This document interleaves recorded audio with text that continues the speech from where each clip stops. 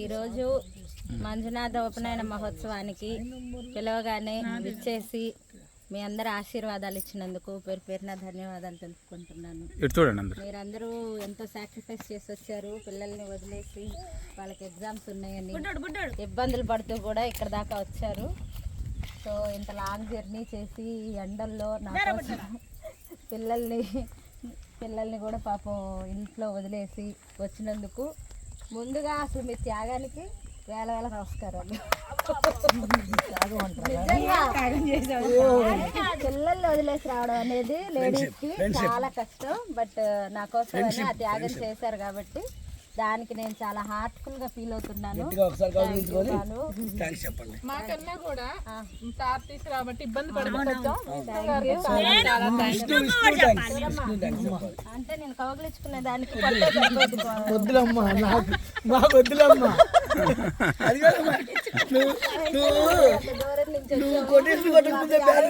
వెళ్ళాలి కాబట్టి ఇంత తొందరగా మిమ్మల్ని అందరినీ విడిచిపెడుతున్నాను. లేకుంటే అసలు విడిచిపెట్టాలని అనిపించట్లేదు. మీరందరూ వెళ్తుంటే బాధగా ఉంది. ఈ ఒక్కరోజు ఉంటే బాగుండేది. అట్లీస్ట్ ఇంత దూరం నుంచి వచ్చారు, వస్తాంలే. తప్పనిసరిగా రండి. మీకు ఎప్పుడు కుదిరినా తప్పనిసరిగా రండి. బావగారు స్పెషల్ థ్యాంక్స్ మీకు కూడా.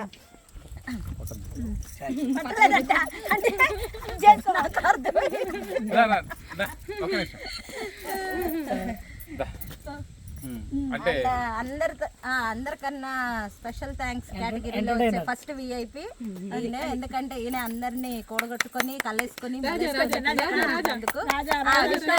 స్పెషల్ థ్యాంక్స్ అనమాట. అందరి తరఫున నేను చెప్పేది ఏంటంటే యూనిటీ అనేది ఎప్పుడు గెలుపు ఉంటుంది. ఇండివిజువల్గా ఉండేది ఏది కూడా గెలుపు అనేది రాదు. అది కుటుంబమైన, ఊరైనా, దేశమైనా, ఫ్రెండ్షిప్ అయినా. ఫ్రెండ్షిప్ ఒక్కటే క్యాస్ట్కి సంబంధం లేకుండా, డబ్బుకు సంబంధం లేకుండా ఒక మనసుతో ముడిపడేది ఏదైనా ఉందంటే అది ఫ్రెండ్షిప్.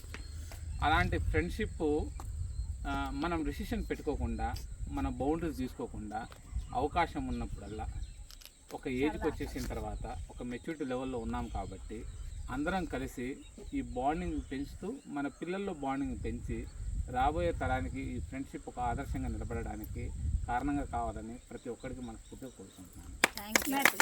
ఇంకోటి, ఇలాంటి ఏదైనా ఫంక్షన్ జరుగుతున్నప్పుడు